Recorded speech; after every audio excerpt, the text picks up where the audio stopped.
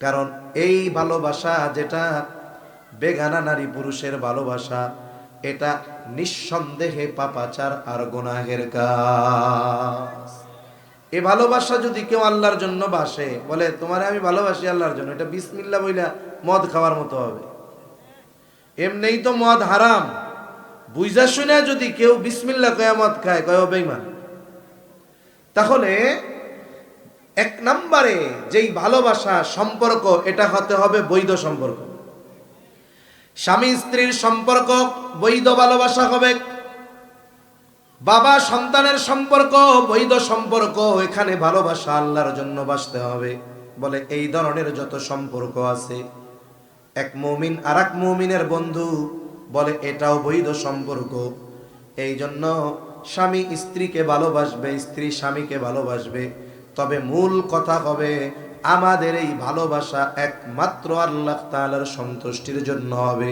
বাবা ছেলেকে, ছেলে বাবাকে ভালোবাসবে, বলে এই ভালোবাসাটাও আল্লাহর সন্তুষ্টির জন্য হবে। ভাই বোনকে ভালোবাসে সম্পর্কের কারণে, বলে শুধু সম্পর্ক নয়, এখানেও থাকবে উদ্দেশ্য আল্লাহর সন্তুষ্টি। এক মুমিন আর এক মুমিনের বন্ধু একে অপরকে ভালোবাসে, বলবে ও ভাই, ও আমার বন্ধু, তোমাকে আমি বন্ধুত্বের কারণে নয়, মূলত ভালোবাসি আল্লাহ তাআলার জন্য। বলে যদি আমাদের এই বৈধ ভালোবাসাগুলো আল্লাহর সন্তুষ্টি অর্জন উদ্দেশ্য হয়, এই ভালোবাসাটাও ইবাদত বলে গণ্য হয়ে যাবে। এর সবচাইতে বড় টার্গেট হলো তরুণ আর যুব সম্প্রদায়। এরা সময়ের সাথে সাথে তারুণ্য আর যৌবনের এই সুযোগটাকে কাজে লাগিয়ে ধীরে ধীরে দিন থেকে দূর করে এই তরুণ আর যুবক সমাজদেরকে তারা চায় স্বাধীনতা, অবাধ যৌনতা এগুলোর নামে নাস্তিক্যবাদ, দ্বীনহীন, ঈমানহীন করার সর্বোচ্চ চেষ্টা আর প্রচেষ্টা ইসলাম বিদ্বেষীরা চালিয়ে যাচ্ছে। বিশেষ করে অবাধ মেলামেশা, ভালোবাসা, বন্ধুত্বের সম্পর্কের নামে নারী আর পুরুষ, যুবক আর যুবতীর যেই অবাধ মেলামেশার এক ট্র্যাডিশন, প্রচলন চালু হয়েছে, এভাবে যদি চলতে থাকে কিছু বছর পর এই ভালোবাসার অপব্যবহার এত পরিমাণ বেশি হবে যে দেখা যাবে মানুষের নীতি, নৈতিকতা, আদর্শ এগুলো আর কিছু বাকি থাকবে না। এজন্য এই ভালোবাসার সঠিক ব্যবহার এবং যথাস্থানে ব্যবহার করা দরকার। ভালোবাসাটা তো একটা পবিত্র শব্দ ছিল, কিন্তু আমি যে ভালোবাসার কথা বলতেছি অনেকের কাছে ভালো ভালো লাগতেছে না, ভালোবাসার কথা বলে কেন? অথচ আমরা ইমানদার থাকার জন্য, পরিপূর্ণ ইমানদার হওয়ার জন্য ভালোবাসা অপরিহার্য এক জিনিস, ঠিক কিনা? তবে এই ভালোবাসার ব্যবহার হতে হবে যথাস্থানে, যথাযথ পদ্ধতিতে। এই ভালোবাসার সর্বপ্রথম প্রয়োগ হবে আল্লাহর জন্য, এ ভালোবাসার প্রয়োগ হবে নবী রাসূলদের জন্য, এ ভালোবাসার প্রয়োগ হবে ইসলামের জন্য, এ ভালোবাসার প্রয়োগ হবে সাহাবায়ে কেরামের জন্য, এই ভালোবাসার প্রয়োগ হবে আমার আপনজন, মা বাবা, আত্মীয় স্বজন, তাদের জন্য, ঠিক কিনা বলেন? কিন্তু আফসোস, ভালোবাসার সাথে ঈমানের সম্পর্ক ছিল, আজকে সেই ভালোবাসা এটার নাম দিয়ে অপবিত্র অশ্লীল কর্মকাণ্ডে, বিশেষ করে আমাদের তরুণ আর যুবকদেরকে নিমজ্জিত করার ষড়যন্ত্র চলতেছে, ঠিক কিনা বলেন? এজন্য ভালোবাসার সাথে, ঈমানের সাথে ভালোবাসার সম্পর্ক আছে। আল্লাহ তাআলা কোরআনুল কারীমের মধ্যে বলেন, ওয়াল্লাযীনা আমানু আশাদ্দু হুব্বাল লিল্লাহ,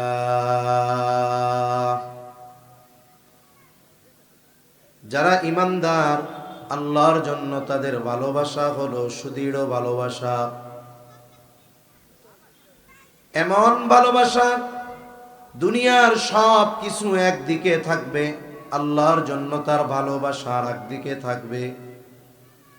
বলে যারা আল্লাহর জন্য এইরকম ভালোবাসা, আল্লাহর জন্য এইরকম ভালোবাসা বাসতে পারে, সব কিছু আল্লাহর জন্য করতে পারে, নবীজি জানায় দেন ওই মানুষগুলো পরিপূর্ণ ঈমানের অধিকারী হয়ে যায়।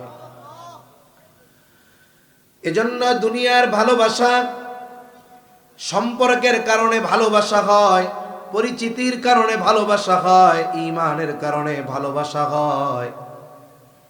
আত্মীয়তা আর সম্পর্কের ভালোবাসা মুসলিমও বাসে অমুসলিমও বাসে। তবে মুসলমান তার ভালোবাসাটাও তার সওয়াব অর্জনের মাধ্যম হয়। সম্পর্কের ভালোবাসা নাস্তিকও বাসে, কিন্তু ইমানদার এই সম্পর্কের ভালোবাসাটাও একমাত্র যার জন্য বাসে তিনি কে? قال رسول الله صلى الله عليه وسلم من أحب لله, যে আল্লাহ তাআলার জন্যই ভালোবাসে তথা তার ভালোবাসার মধ্যে উদ্দেশ্য থাকে আল্লাহর সন্তুষ্টি, ওয়া আবগাদা লিল্লাহ, সে কারো সাথে যদি দুশমনি বা শত্রুতা পোষণ করে বলে এটাও আল্লাহর সন্তুষ্টির জন্য, ওয়া আবগাদা লিল্লাহি ওয়া মানাআ লিল্লাহ, সে কাউকে কিছু থেকে বাধা প্রদান করে বলে সেটাও আল্লাহর সন্তুষ্টির জন্য, ওয়া আ'তা লিল্লাহ, কাউকে কিছু প্রদান করে দেয় সেটাও আল্লাহর সন্তুষ্টির জন্য। নবীজি বলেন ফাকাদ ইস্তাকমালাল ঈমান, যেই মুমিনের ভালোবাসা এই বিষয়গুলোর জন্য হয়, নবীজি বলেন সে তার ঈমানকে পরিপূর্ণ করলো। তাহলে এক নাম্বার, আমরা ভালোবাসবো আল্লাহ তাআলার জন্য। সম্পর্কের কারণেই শুধু ভালোবাসবো তা নয়, কারণ সম্পর্কের ভালোবাসা মুসলিমও বাসে অমুসলিমও বাসে, নাস্তিকও বাসে।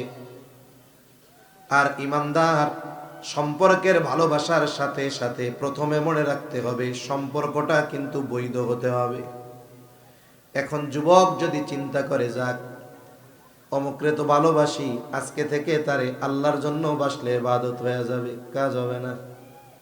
কারণ এই ভালোবাসা যেটা বেগানা নারী পুরুষের ভালোবাসা, এটা নিঃসন্দেহে পাপাচার আর গুনাহের কাজ। এই ভালোবাসা যদি কেউ আল্লাহর জন্য বাসে, বলে তোমারে আমি ভালোবাসি আল্লাহর জন্য, এটা বিসমিল্লাহ বইলা মদ খাওয়ার মতো হবে।